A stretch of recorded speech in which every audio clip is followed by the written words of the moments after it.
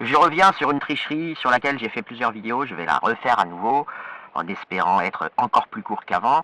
Donc je rappelle cette arnaque, ce sont les musulmans qui, quand ils se justifient ou quand ils attaquent dans les spaces, tu leur donnes une dinguerie présente dans le Coran, ils te répondent ouais mais dans la Bible il y a aussi pareil la dinguerie, pof, ils vont te la chercher et disent qu'est-ce que vous avez à répondre à ça. Alors cette tricherie, ça leur permet premièrement de ne pas répondre.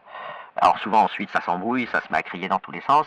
Ça leur permet de ne pas répondre sur le Coran et à faire croire à l'auditoire, c'est pas un mensonge injonction, hein, c'est un mensonge réel là, à faire croire à l'auditoire qu'au fond il n'y aurait pas de différence entre l'islam, le christianisme, les textes religieux, que tout ça c'est une question de contexte, etc. Alors je vais démonter cette tricherie qui est effectivement très fréquente et je vais essayer de mettre un titre de vidéo et un hashtag qui me permettra de... Ça s'appelle le sophisme de la double faute, je vais essayer de trouver un truc plus court, peut-être double faute, enfin je sais pas.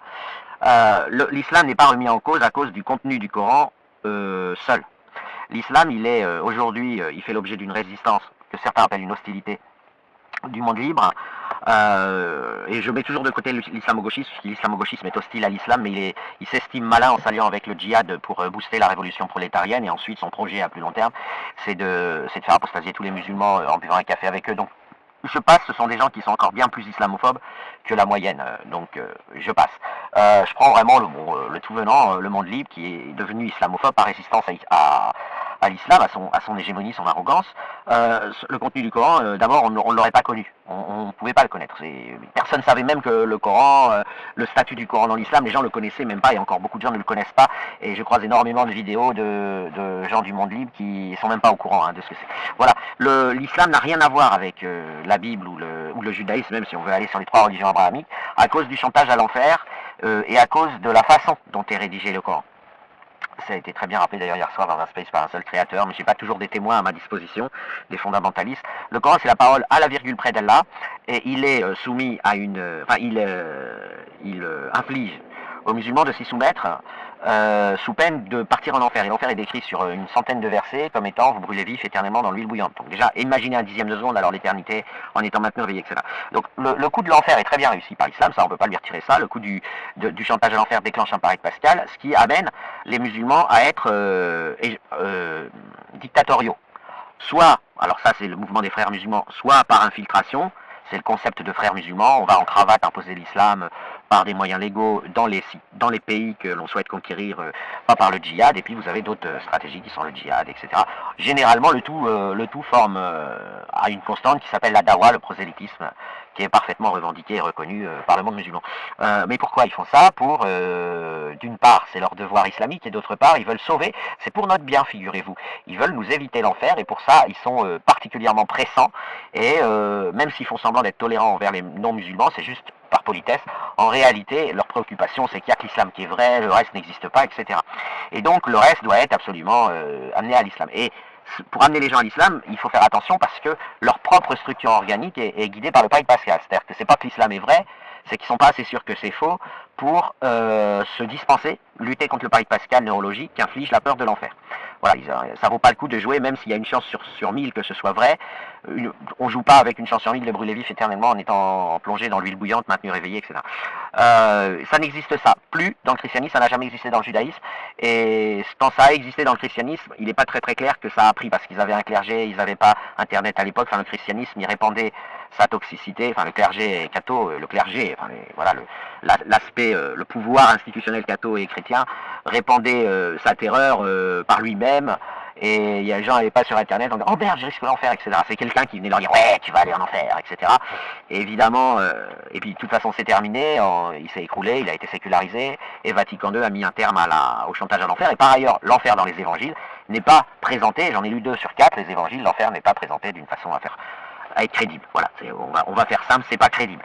Et ce qu'il est resté du christianisme, c'est un temps l'autre joue, aime ton prochain comme toi-même, c'est que tout le monde ira au paradis, même si beaucoup de prosélytes chrétiens font de gros efforts pour dire que si vous croyez pas en Jésus, vous irez pas au paradis. Et pour couronner le tout, faut vraiment être un criminel pour ne pas être en accord avec le christianisme, faut être une espèce de monstre qui tue tout le monde, et ça c'est pas basé sur la fidélité à Jésus-Christ. Voilà, c'est pas tous ceux qui pensent que Jésus-Christ n'est pas Dieu iront brûler vif éternellement, ou iront en enfer. Ça marche pas comme ça du tout.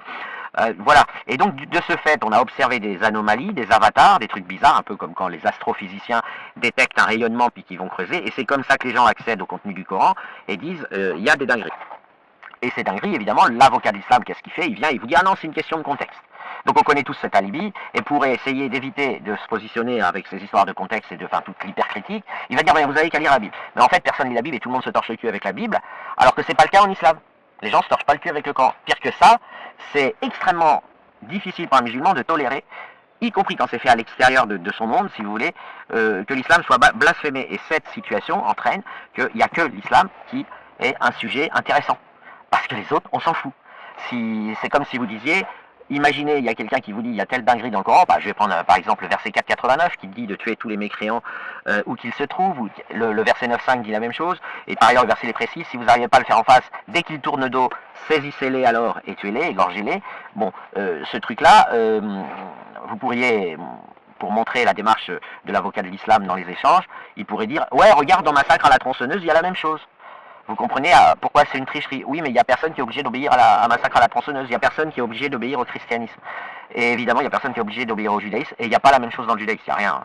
Dans le judaïsme, c'est facultatif, il y a zéro enfer, zéro paradis évoqué dans la Torah, et dans les textes sacrés du judaïsme. Et donc, il faut, je pense, une vidéo, voilà, et je viens de la faire, pour expliquer pourquoi l'islam pose ce problème. Parce que il ne reste plus qu'une seule religion en activité au sens propre du terme, une seule multinationale active, puissante, dominatrice, conquérante, qui est l'islam. Ce que tout le monde voit. Hein.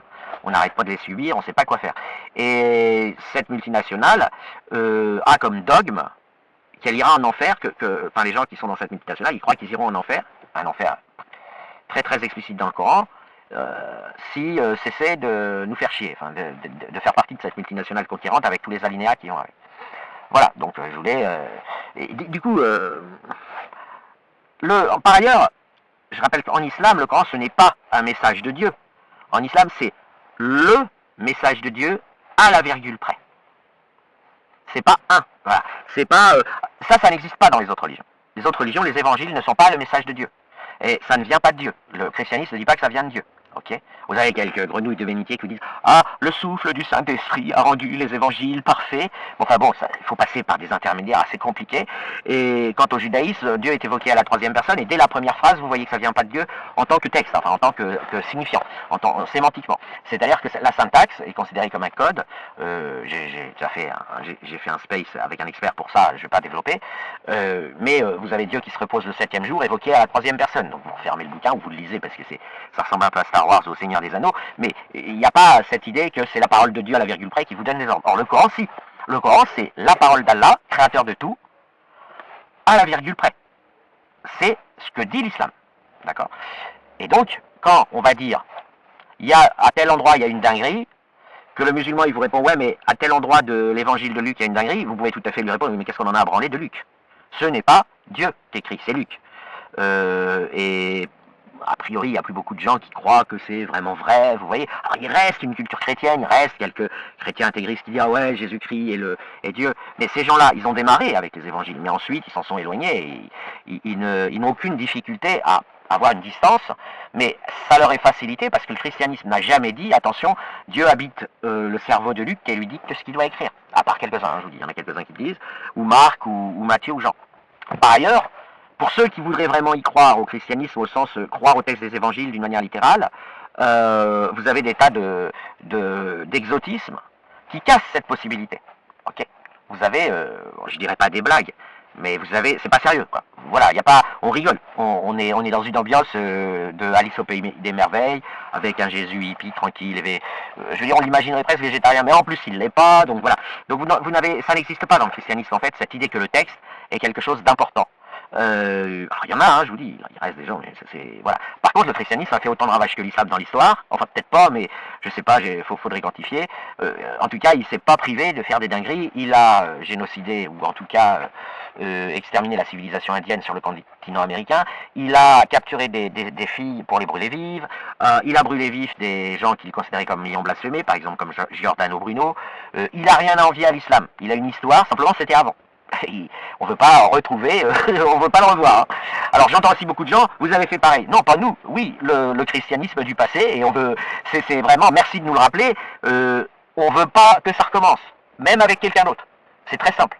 Quand ils disent vous avez fait pareil, bah oui, vous avez raison, on le sait, hein. Dans tous les livres d'histoire vous racontent comment les institutions catho capturait des filles qui n'avaient rien fait, il les attachait et il les brûlait vives. Ils les tuaient même pas avant pour soulager leur souffrance. Ils essayaient de les torturer au maximum en les brûlant vives et en les écoutant hurler, peut-être même avaient-ils des orgasmes. Donc, si vous voulez, ces monstres qui ont existé dans le passé de l'Occident et qui étaient habillés de l'habit catho, bah oui, ils ont existé, on ne veut pas les revoir. Hein, ok. Et même sous les traits islamiques.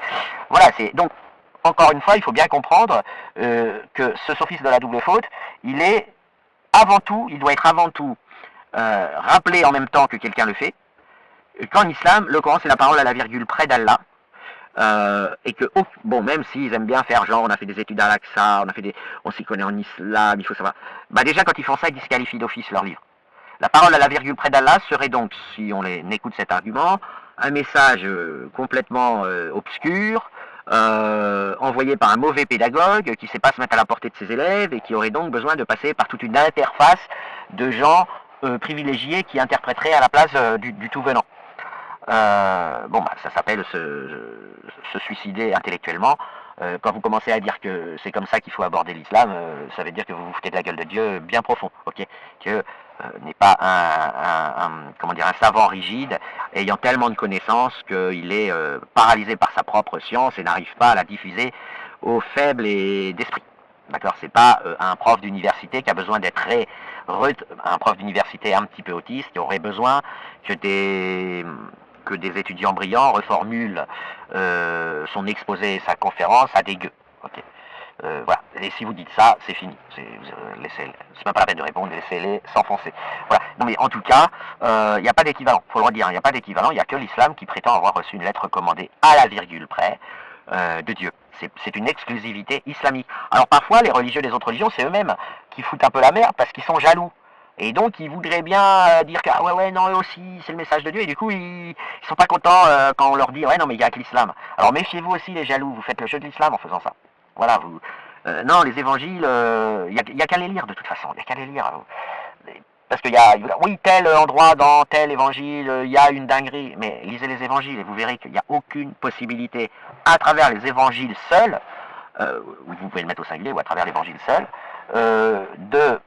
d'obtenir sans interface institutionnelle de grosses dingueries. Et c'est pareil avec le judaïsme. Si vous retirez les gens, les prédicateurs, les ceci, les cela, les Netori Karta, enfin les gens qui font des discours, il n'y a aucune possibilité. C'est pas la Torah, c'est pas l'évangile qui vont vous faire un chantage suffisant. Même si l'enfer existe dans l'évangile, voilà, ça prend pas. Et ça s'entend dans les conversations interchrétiennes.